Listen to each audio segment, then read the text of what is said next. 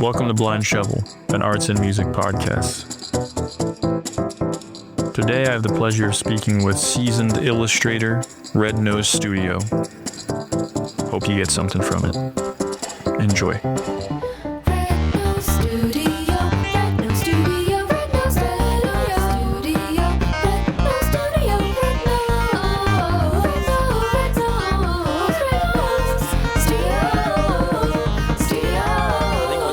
When I saw your work, even when I was younger, so they must have used your work as an example of kind of alternative illustration styles, or maybe 3D illustration. Sure, possibly. I went to school at University of the Arts, and I just remember it kind of came up 2 weeks ago, just popped in my head for some reason.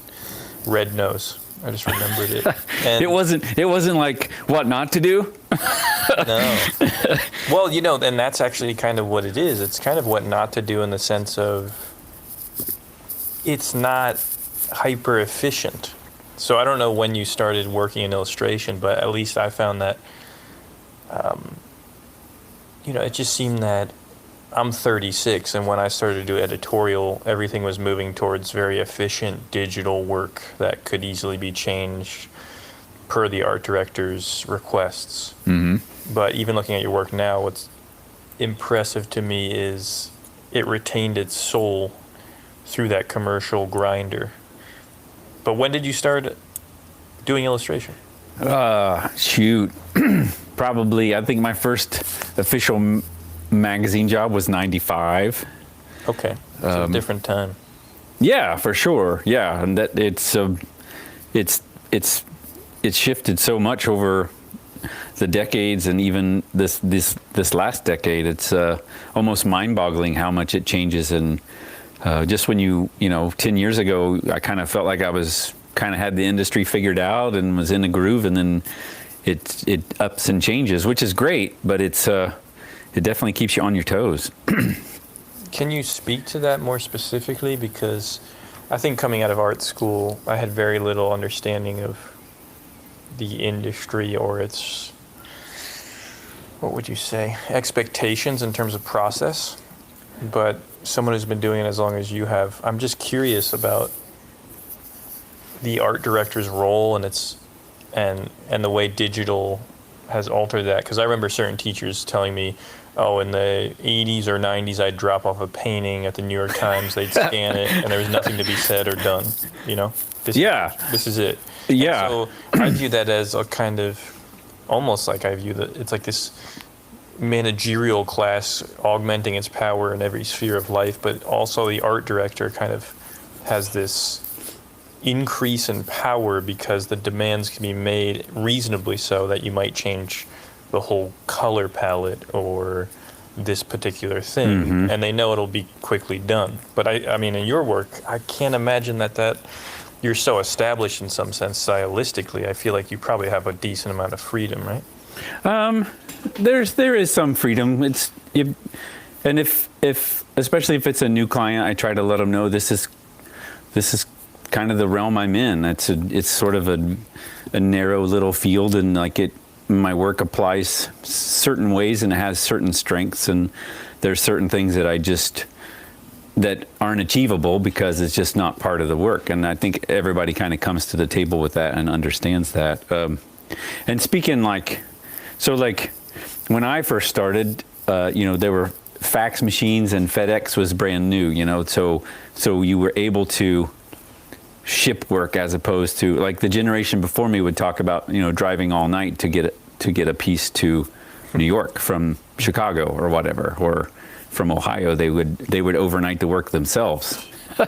If you weren't in the city. And one of my first clients I worked for was in Cincinnati, where I was living, and if they needed a revision, I just took my paints down to her office and actually just worked on the painting there in her office. And as a young I was still a student, just trying to be a pleaser, and mm-hmm. I can't imagine doing that now, but back then that was just kind of the tools I had at the time, and I don't know that the client necessarily expected me to come to their office to do the revision, but I felt like that was the most efficient way I could make their job easier. You know, I've always felt like as an illustrator, it's my job to make the art director's job as easy as possible. Interesting. Yeah, that's a baffling level of intimacy. Yeah. To how things work now. Yeah, right. But what I'm thinking about is how, over the evolution of your career, it seems to me that you may have been able to form, like, I can't imagine someone emerging out of my class, or, I don't know, 10 years younger than me now, and ending up here with this style and this career, making physical objects, photographing them, etc. Right. So there's something fascinating about that. And I think part of it's because it's I do it because it's what I really love. It's that part of the part that most people see as daunting or insurmountable or inefficient. Those are the things that really get me excited as far as what I do in my work. I've never been super fast. Even when I was a painter, I was never super efficient. But the dimensional work seemed to help me get to a spot where get my images somewhere where my paintings couldn't go. Right. So I followed that, for better or worse. And it just sort of seemed to stick. But it wasn't the plan initially. Like, I didn't have a dimensional class in school or anything like that. It wasn't even really on the radar. Can you speak to the limitations of your process? Like, would the New York Times contact you for a 24-hour turnaround because, you know, they just lost an illustrator, or they kind of killed something that they thought was going to go through? Is it, when you're getting contacted by, say, I guess, magazines, do they bake in a certain understanding of, okay, at minimum he needs a week to do this? Well, I've always tried to, especially when I was younger, I never felt I had the right or the clout or the leverage to say, look, I'm a dimensional illustrator. I need to have a photo budget. I need to have, I need to have X amount of days or weeks in order to achieve what needs to be done. I would say, I left that all to me. It's like, I chose this process to be an illustrator in this with this process, right? And I didn't feel like, especially when I was younger, I didn't feel like I could say, look, you could hire this watercolorist, or you could hire me, but I'm going to be 4 times as expensive and need twice as long. I felt like, I'll work with the budget that you have and the timeline that you have. I mean, that's, especially in editorial, there's really not room to increase a budget or even change a timeline. So I felt like and as an illustrator, editorial in those days, that's where you really cut your teeth. So I felt like I needed to make it I need to figure it out on my end as far as how to be competitive. I needed to work within the same parameters. I don't know if that makes sense or not. Well, it does. Effectively, you had to earn your idiosyncratic style via very hard work and probably very long nights. But I'm trying to imagine the evolution here. I see your sketches are paintings or pencil drawings. Right. But when you first went into editorial, were you already doing the 3D things, or did you slowly evolve into that?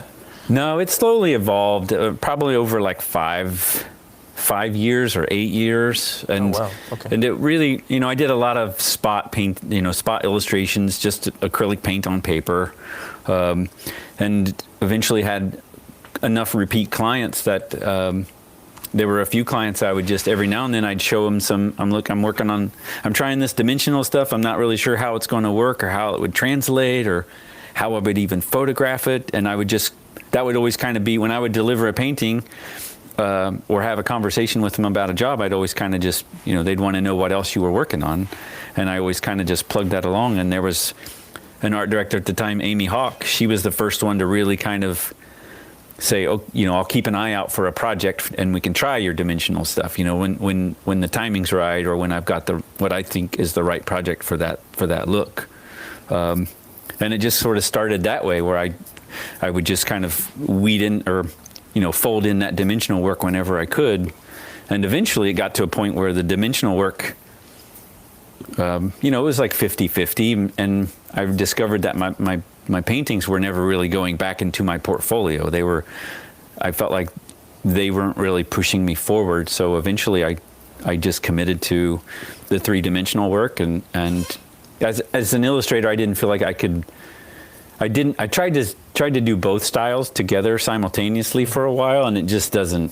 For me, it didn't work. Like there are illustrators that can do that. There's Melinda Beck and Christoph Niemann that can work in a plethora of aesthetic styles and be 100% all the time. And I felt like for me, I really needed to commit what I was the most excited about and stick to that. And so that's where that happened. But it took several years to kind of make that transition.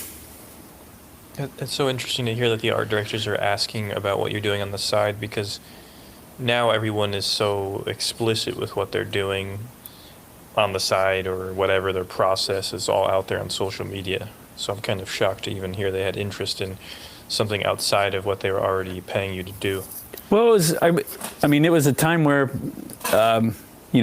there was no way for me to showcase that work. There was no social media there.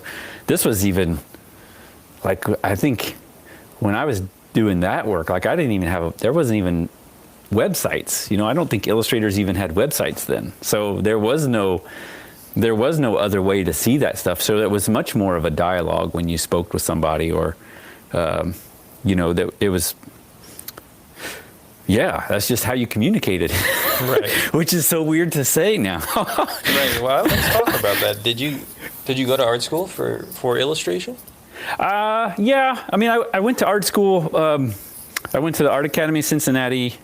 But when I first went to art school, I thought you either designed shampoo bottles for Procter and Gamble, or you did paintings for to match people's sofas. I didn't realize that there was a whole spectrum in the art world. And I don't fault my high school teacher at all for that. It's just, that was just sort of where I grew up. People didn't go and become artists. So it was all so green and so brand new and so different.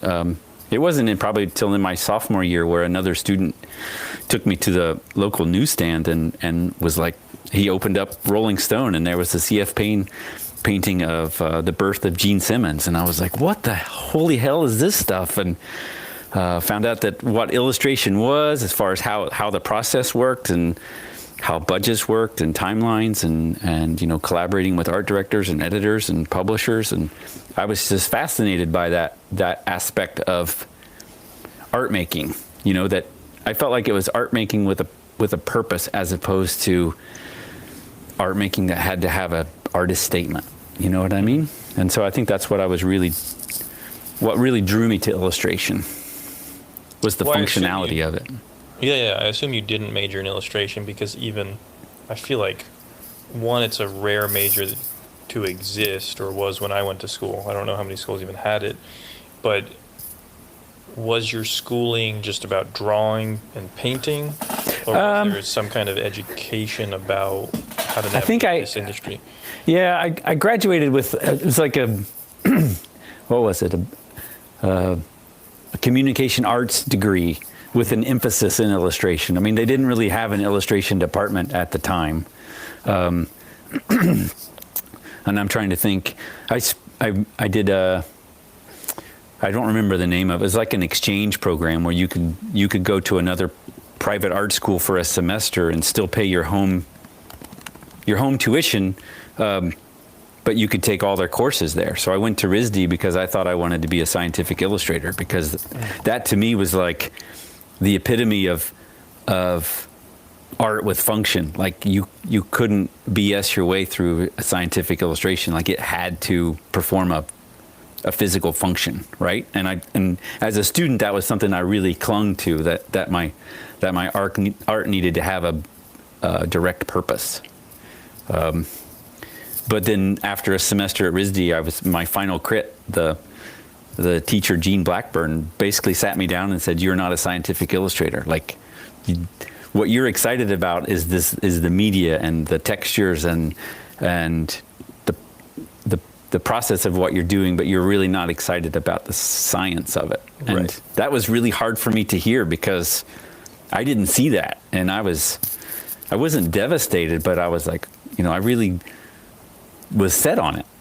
So it was one of those pivotal moments where somebody sat down and was like brutally honest, and it really set me on where I am today. And it was one of those points of pushing me in the right direction. And I've gotten a chance to talk to her many, many years after that. And of course she didn't remember that, but I was like, you really, that honest conversation you had with me really helped. I don't know. I feel like it helped get me where I'm at. And I think that's important for students to hear now, because I think it's very hard for teachers to be that honest nowadays, like to be that brutally, True. And it wasn't a mean thing or a spiteful thing. It was just brutally honest. And I think, I think she handled it very professionally, but, I was just a student. So in those days, if your respected teacher said that, it held a lot of weight, I don't know. Yeah, of course. And I think nowadays that is very important, because there are so many options as an illustrator, or there's so many ways to make money. It's difficult, but you really could carve out a niche in many different directions. And coming out of school, that can be daunting and confusing, especially with, I think this is true, but it seems like editorial, it doesn't seem the same as it used to be in respect to that pipeline where it's like you kind of have to start here. Yeah, for sure. Yeah, just going to any bookstore, the newsstand is not even a percentage of what it used to be. That industry it's out there, but it's not out there like it used to be. You know what I mean? There's different outlets now than your local weekly papers. Yeah. So I'm trying to imagine, were you pulling, I don't know where I would see your original paintings, like when you were first starting out editorial wise, but I'd be very curious. Oh, they're terrible. Are they? Yeah, they're here. They're around here. They're buried in the corner somewhere. Yeah, but they're.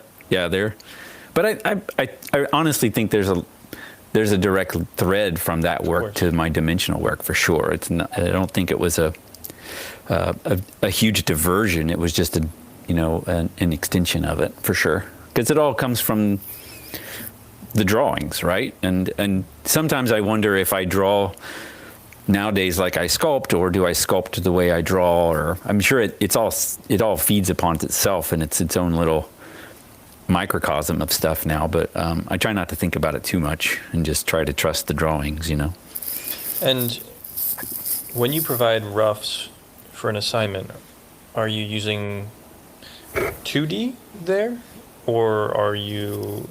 I imagine you can't really rough out a 3D thing. So are you no, not really. I really, it's all 2D. It's generally pencil on paper, and I feel like if I can't provide a sketch that solves the problem, then even if I did a mock-up, it wouldn't help it. No amount of my rendering would help a bad concept or a composition that just doesn't work. So I feel like if it works as a drawing, then that'll carry through. And every now and then I get stuck, and I'm like, oh, I'm not gonna go down this thumbnail stage because I don't know how how would I even fabricate that? Like, how would I even achieve that?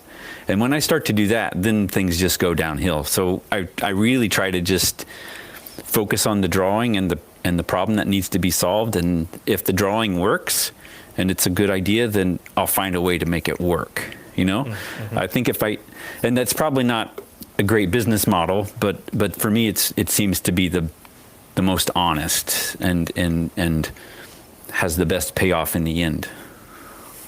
But it's Yeah, taken me a one- long time to think to realize that. Yeah, that makes sense. One of the things I was taught, and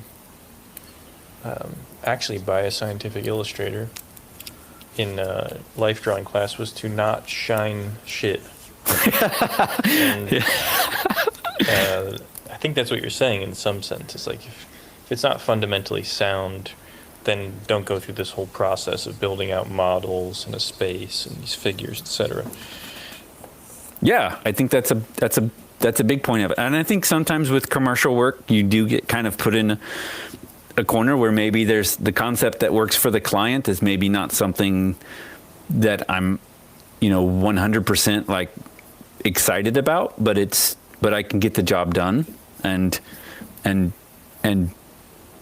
make the work what the project needs. You know what I mean? And I think sometimes that's tough as an illustrator or even as an artist to kind of get out of your own way and solve the problem and do the job and move on, Yeah. Were you looking at, I'm kind of curious where this moment arose. It may not be conscious, but where you felt the urge to, kind of pivot to 3D. Were you sculpting when you were younger? Did you see someone's art, animation studio, stop motion? Is there any clear correlation between that an inspiration and that pivot? I think, yeah, I think so. I mean, you got to think so. I don't remember when, the first Wallace and Gromit short, Mm-hmm. right? I mean, that was probably 93 or 94. So there's that. There was Nightmare Before Christmas. And then on the other end of the spectrum in print was Dave McKeon and was it Violent Cases or Punch and Judy or Mr. Punch? I can't remember the name of it now. But the one with the Punch and Judy characters, that was the one where he was doing, kind of photo collage and painting and mixed media. Mr. Punch with Mr. Punch, yeah. Neil Gaiman. So yeah, those things were probably where things started to click. There was also another puppeteer in Cincinnati at the time. His name was Mark Fox, and his studio partner was Anthony Lunsman, and they had a little theater in an old slaughterhouse in Cincinnati, and they did these amazing performances with lights and puppets and sets and sound and dialogue. And when you went and experienced these things, I don't know, it triggered a lot of things in my head. And when I would go back to the studio at school and paint, I felt like there was something missing, like there was another world beyond this sort of flat painting I was rendering. Mm-hmm. And so all those things, I think, started to compile. And I had a teacher introduce me to the Quay brothers about that same time. So I think, and when I first saw that stuff, I had no idea what I was looking at. But for some reason, because I was trying to do like Norman Rockwell reference painting, that's just what I thought, because that's what I thought illustration was. And she was one of the first professors to take me to the library and show me like my first American illustration book. And she was like, look, there's a whole, just in illustration, there's a whole spectrum of approaches, right? And so she really introduced me to conceptual and illustration with an emotional pull and that kind of thing. So all those things were exciting, for this young kid that I was a farm kid, so I was never exposed to that kind of stuff, And when you're seeing that, is your impulse naturally funneled into the desire to illustrate something, or are you torn at times between being a quote-unquote fine artist and a commercial artist, or are you just more interested in the utility of commercial work? I think if I was really cornered, I would say I'm an illustrator, and I think everything else is kind of stemmed from that. And even when I do personal work, I really feel like it's still, 100% rooted in what I've learned and what I've honed as an illustrator, because it's just, narratively, that's where I'm at, I kind of stay within those guardrails, if you want to call it that, I guess. And I've always felt like even my experimental work still funnels right back to my commercial work because it's so ingrained into what I am. Right, that's kind of what I see here, even on the website, that, there are these sculptures for sale, but they all feel downstream from illustration. Yeah, Like I think that's exactly, is that's a lot of where it stemmed from. Was I had these sculptures, and eventually they kind of found a place. Like I'd always seen them as sort of, just props, essentially. Like even a standalone puppet still seemed out of place when it's not in a photographic composition that's lit and composed, and I control how you view it. When it's out of context like that, it's taken me a long time to kind of realize it could be an object in itself. I see. And what are they actually made of, these puppets? Let's or see. Is it a secret? No, it's not a secret at all. It's a mixed bag. Like I use a polymer clay. It's like I use Sculpey. There's all different kinds of brands and different approaches of it. It's basically a clay you can bake at a low temperature in just a regular household oven. And that's essentially what the heads are, and the bodies are wire armatures, which are just essentially the most basic stop motion puppet armature that you can make, because it allows me to have a degree of posability when I photograph, so I can kind of tweak things and adjust things. And on top of that is just upholstery foam and fabric that's sewn and fashioned into costumes, essentially. And you're doing all of that? Mm-hmm. Yep. Interesting. It seems very enjoyable. Yeah, I do. I still really enjoy the process, and there's so many different facets to it. I mean, when I was painting, I felt like I was just sort of at a certain point you're just coloring in the lines, and I felt like with the dimensional work, I could fold in so much of the things I was excited about in art school. Everything from woodworking to painting to photography to sculpture, textures. And so that's what every day when I work in that stuff, it just fires all those things why I got excited about this stuff in the first place. Yeah, I understand what you mean. There could be, kind of reminds me of this notion Jack Kirby spoke about, that the pencils have to be loose enough where the inking can still be enjoyable. So like if any phase becomes too rigid or tyrannical, then you'll become bored in an unsustainable fashion. Mm-hmm. No, totally. Yeah. And I think that happened a lot in art school, where people would have great sketchbooks and then they'd go to make something purposefully, and somehow through the sketch phase it would become, all the life would get squeezed out of it. Yeah. Again, I look at your work and I say, oh, this is very interesting how perhaps even the opposite occurs. It blossoms out through the sketch phase. I hope so. I hope to not lose the energy in those, and the honesty in those sketches, because you can definitely get lost in that, especially in the three-dimensional work. Like you can get very hung up on this thing you're holding in your hands and lose sight of the big picture, literally. And I think a lot of times when I was younger, I would shoot things on, with a 4x5 camera. So you would have this big field that you were always viewing your composition through. And I would literally take a sketch that was scaled to the size of the viewfinder on like acetate with a Sharpie, and make sure that things were lining up and all the tangents were right. And because I felt like if I didn't stay true to that blueprint of that sketch, then I would get so lost in, rendering a building or, making something too big or too small.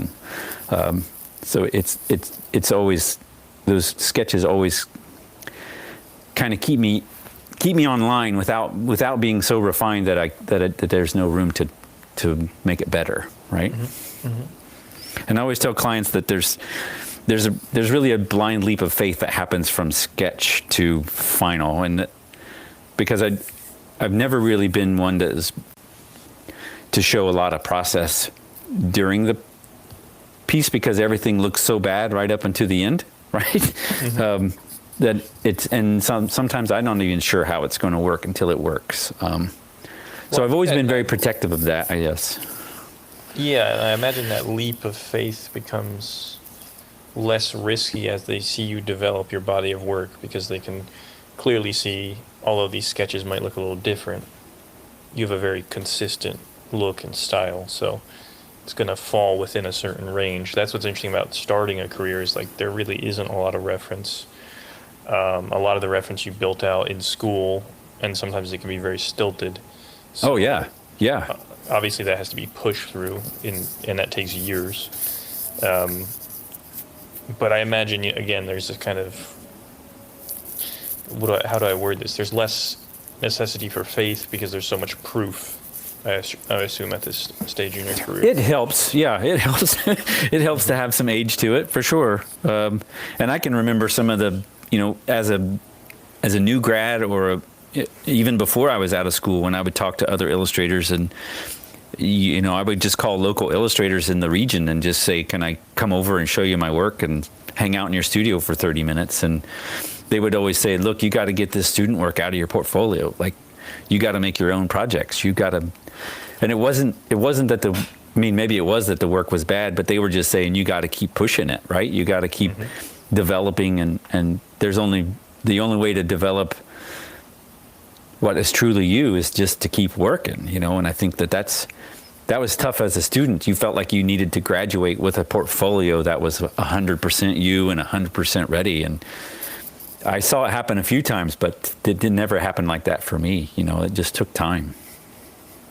Yeah, and so geographically, because your work doesn't seem very accommodating to a nomadic lifestyle, which is interesting to me, like how people's styles develop contingent upon non-art related factors. But I assume, I think you said you were born rurally, correct? Yeah. And you live rurally now? Yeah. I'm based in Indiana still. Indiana. Yeah. Mm-hmm. So where you're from? Mm-hmm. And you went to school in Cincinnati? Yep. How quickly did you return to Indiana? We lived in Ohio for, 3 or 4 years after school, and then we moved to LA for a couple years. And then after LA, my wife and I knew we were ready to start a family, and LA definitely just didn't feel like the right place to do that. And we just felt like if we came back to Indiana, we'd be able to, first afford a place, and second, kind of be back where our roots were, and we felt like that was a good place to give our kids roots. So yeah, that makes sense. There's a kind of warmth smuggled into all that information. I feel like even these images of, I'm sure you live among them, all these little sculptures. A lot of illustrators I know, or myself included, early on you're kind of in these major hub cities that people are kind of transplants in and move through quickly. Yeah. Almost everyone's working on a laptop with a tablet now, and they may be mimicking certain types of warmth as those technologies increase. Like a brush characteristics have definitely evolved via Photoshop, etc. over time, but you still can't really fake it. So it's just interesting to me, again, to see. I think there's a lot of anomalies occurring here, and it shows up in the work unavoidably. Did you feel that you were doing something very different than your peers, or had you found people who were working in a similar fashion? Yeah, no, there were people. There were like Richard, I think his last name is Borga. He's still doing 3-dimensional work, but I think he's 100% digital now, possibly. There's Liz Lomax. She was doing dimensional work, and she really specialized in like caricatures and likenesses, and then there were a whole other plethora of artists. The Society of Illustrators used to do like a dimensional salon like every couple years, because and even like there was a wave of it in the 60s and 70s, where people were doing dimensional illustration. Fred Ottness was one. He did a lot of assemblage type work. So it's the dimensional work's always been out there. But yeah, I felt like I was onto something that was truer to me, but then also kind of had its own, maybe could find its own spot, but I didn't know where it would find it. I've been surprised over the years at how many different markets it's found its way into, and I'm not sure how that happened. But I think essentially I was just really excited about it, and hopefully that excitement transferred through the work and got the right people excited about it, Is there anything digital going on here? Besides, obviously, like the photographing goes onto a computer and is sent via email, right. I assume. Yeah, so I try to do everything as much in camera as possible. So if it's digital, it's usually I use Photoshop like I was taught to use a darkroom when I was in school. Working with maybe adjusting contrast or fine tuning exposure. Essentially, sometimes I need to tweak the colors just a little bit. Like if there's a certain fabric that just doesn't photograph like I wanted it to, I can make it warmer or cooler, or increase the color to it a little bit. And then there's rigging. Sometimes there's wires and stuff that need to be taken out. But other than that, I really try to do everything in camera, because that's where I feel like I have the most fun, trying to photograph through certain materials or using physical screens on my lights to kind of control how certain elements of the image will be exposed. Because it's when I started out, the photographers that helped me, because I had no idea what I was doing, they were the ones that really showed me that, because I thought doing these dioramas, like I thought that there was like a hard and fast rule on how you're supposed to photograph it. So I would go and meet with these tabletop photographers, commercial photographers that would shoot food or jewelry.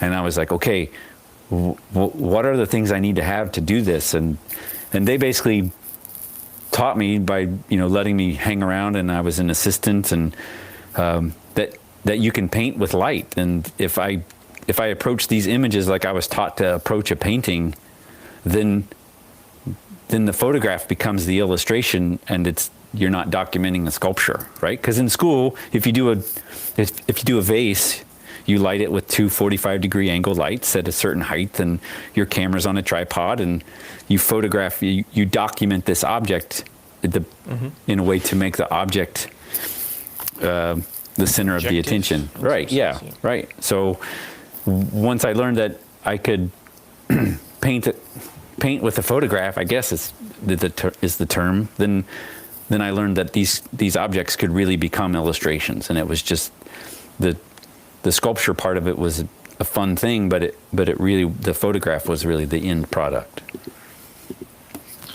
Well, in a sense, but it's interesting to me that you sell them as well, which is completely logical. But so they do have to stand on their own in some sense, right? Because I think some of these were illustrations. Yeah. So a lot of times, if it's something that was done for an illustration and then is sold, usually I have to finish it out. A lot of times the backsides aren't finished for the illustration purpose because of just timeline and efficiency. So I usually I call it dressing out. I finish them in the round and make sure all the loose parts are glued and they're sort of more stable and are archival than they originally were made as far as that goes.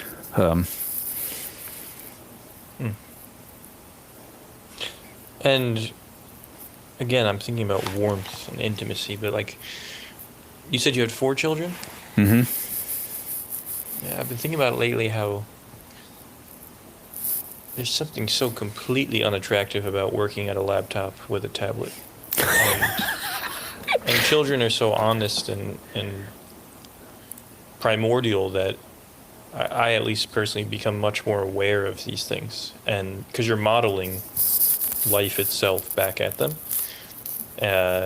Recently, I've been saying to myself, I gotta use a tablet as little as possible and go back to drawing on paper, because I don't want my kid drawing on a tablet until they're much older. Just something seems off about it.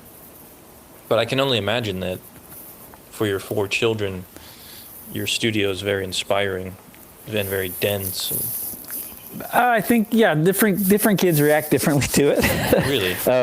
But they've all been, they all went through a phase where they would carry sketchbooks, and it was like the phase before they got their tablets or their iPads or whatever, the Kindles. And so if you were on a road trip, everybody had a sketchbook, and we would do sketchbook games, and that was like the epitome of like the dad win for me, Mm-hmm. And those have all since faded away, and they don't even, we used to, even in my sketchbooks, I'd give them, they could make 3 lines, and then I make 3 lines, and that was just the coolest stuff. And what you made, it didn't really matter. It was just the time you were spending and the interaction you were having. But yeah, they've all moved on and are fascinated by screens and stuff. But I think I see that problem solving in them. Whatever path they've taken, I see that problem solving surface, and that's what I'm super excited about. Like, people are like, well, aren't they going to follow in your footsteps? And I'm like, no, that never was the objective. The objective was to see them become their own and be their own problem solvers, no matter what they choose to do. And that's what gets me the most excited, I guess. Oh, of course. I don't even know how they would follow in your footsteps. It would be very bizarre if your father made dimensional illustration and that is what you did as well. It's a very, very specific career you have. Yeah. I think there's a couple of them have been pretty pivotal in some animation stuff, and I always felt like they had a real eye for that. And we've got our third. His name's Otto. He's a freshman in high school, so he's on this. He's really excited about art, but he's really aware of artificial intelligence and what all that's doing. And he's like, is it even, can I even make a career of it? And I'm like, you totally could if you're excited about it. I think. So it's interesting, and I want to be a facilitator, but I don't want to act too excited because when a parent acts too excited, the kid goes 180 degrees the other direction, right? Yeah, that's an interesting question. It's a fair question, but I think the truth is, no matter what you do, if you build from the bottom up and you do it long enough, it will probably work out. And I think that's what I keep hearing from you is like, you try to holistically integrate things and stay excited about fundamentally what you're doing and each step of the process. So I'm not excited about AI in art, but I'm sure there's teenagers who are, and they'll have to find a way to navigate that. Sure, right. In respect to the path you've taken, is it very much, is most of the work in the editorial vein? Or I see there's book covers. I don't know if that counts as the same, but... Yeah, I mean, book covers fall in that same realm, for sure. Has there been any detours? Like big detours? Have you been kind of like in that lane for a long time? I've been in that lane for a long time. Amazing. But definitely, like, the editorial work has really changed. Like, I've only done a few... I only do a handful of those jobs per year, and it's not necessarily my choice. It's just where the industry has shifted, and possibly where my work and my problem solving is different for what people need today. I'm not really sure. When you say it's shifted, is there something specific you can pinpoint? No, I can't. I think I've struggled with that because I think part of it is the bulk of the industry is really shifted. There's so many of my clients have have retired and moved on, or their magazines have shuttered, or publishers have stopped. Obviously, there's still publishers out there. It's just the landscape is shifting, and I don't really have a real good pulse on it for sure. Like I feel like somebody that's in their 50s, they should have a really good pulse on it, but I don't know. I don't know if anybody has it figured out. Yeah, I don't know if someone in their 50s should have that. Because in some ways, things move so fast now that the turnover rate, like I'm 36 and I feel outside of the, or not near the pulse, but I mean, it's not my main concern in a sense. But I am interested in, like, your style has been very consistent, right? For about 30 or 20 plus years, would you say? Yeah. I mean, I think, it's definitely has fluctuated here and there, but yeah, it's essentially the same. Like if you showed me thing. Something you made 20 years ago, I would know it was yours, correct? Yeah, probably. Yeah, I think to some degree, yeah, there would be a lot of that there for sure. And I think what's interesting in illustration is it is, I mean, there's trends within it. Yeah. Naturally. So having a career that long, I'm just curious, do you think there's dry spells at times just because of shifts in trends and tastes, etc., or what art directors want?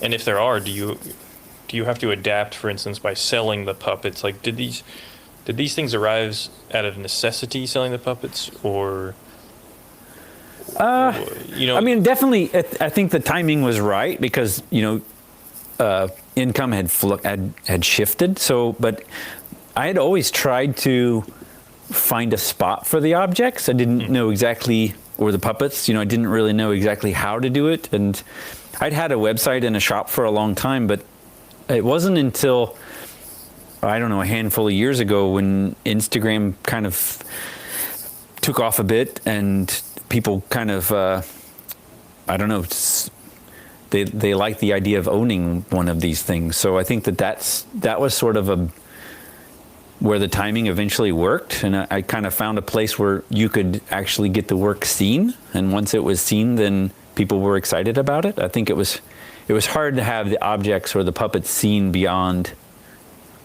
what they were as in print. You know what I mean? And I think so. Part of it was necessity because that's another source of income and another source of helping make room in the studio, and then again just getting the work out there. Yeah. No, it's just impressive to have a family that large and be an illustrator. Well, quite and my wife plays a big role too. I mean, we've done interviews in the past where we actually do them together because she plays such a big role in what I do. When we first had kids, up until that point, she was kind of the breadwinner, and after our first one was born, we were determined. We had enough saved; she could take 6 months off, and then my work just took off, and she was able to stay home. I think she stayed home for 10 years. Wow. And then work fluctuated, and she needed to kind of go back into her profession, and insurance was another thing. Once we did so much self-pay with that, we needed to kind of shift that, and so she's back to kind of being the anchor now, and I can focus on the kids, and then still do what I do with the work. So it's definitely a team effort for sure. Of course. When you look ahead, are there things you're specifically trying to do? Like, you had mentioned Aardman, which actually brings up another thing I'll ask after, but you're building these little worlds effectively. And it seems like you're quite content within them. But are you ever like, I'd like to make a 20-minute animated film, or I don't know, I'm interested in your perspective at your age, especially in an industry that's evolving and changing rapidly. Are there any dramatic aspirations? I don't really think anything dramatic beyond just wanting to tell more stories. However, the best way is to tell them, and I don't, I don't like have a goal of like I have a 90-minute feature animation that just has to be made. I can't even wrap my head around that. I mean, if I can get just as excited about doing a 6-second loop, that if it works really well, like I did my job, and that's like I'm super excited about those. I love loops. But as far as they're not really, I guess you would call lofty goals. It's just those, it's trying to get those stories out there. But I did a set, oh gosh, it's probably been 4 years ago now, but it was a story told through stereographs, and that was a really cool project and something different, and it was a whole cool sort of new way to experience a storytelling, an old new way. But but I never saw that coming. It just kind of surfaced over time, and everything seemed to kind of line up. Whether I do another one or not, I'm not sure. It's I always wonder, like, did it work because it was kind of, the stereograph was gimmicky, or did it work because the story was right for that element or that outlet or the viewing experience? So I don't know. We're at a stage in our life now where things are so crazy. It's if we can see it a week down the road, we're doing great. Interesting. Yeah, with Aardman, I was thinking about, I forget if it's called replacement animation, but where you're kind of able to pop heads on and off to alter expressions. Have you made enough things at this point where you're doing that sometimes for efficiency, or are you kind of making more like art objects that are individual and sculpted as they are? They're pretty much individual and sculpted as they are. I mean, there's been some projects where we've had dialogue, and so you have to do replacement mouths, and that opens up a whole other box of worms. But it's definitely achievable. And then there's even some where you just have a few expressions change throughout an animation. And then there's some where, an animation happens with a figure that's the expression doesn't change. So it's more about movement and gesture with the whole body, and that I'm always fascinated by that, because it plays into what gets me excited about, like, the work of Buster Keaton, and sort of his famous stone face, where he realized that if he did an action with a stone face as opposed to an exaggerated face, it was much more successful, because I don't know if he really had it figured out why, but that just always fascinated me, that you can tell so much with very little. Mm-hmm. Do you ever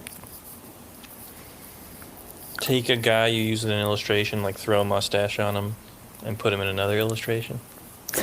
You know what I mean? Yeah, occasionally. And I think usually those are usually like the extras in the background, or there were like you early on you asked about the 24-hour exactly. deadline for the New York Times, and I did some of those, and they were just black and white Polaroids, and they were usually used, the head from one puppet that I had before and another body, and then a couple props that I made, and that worked.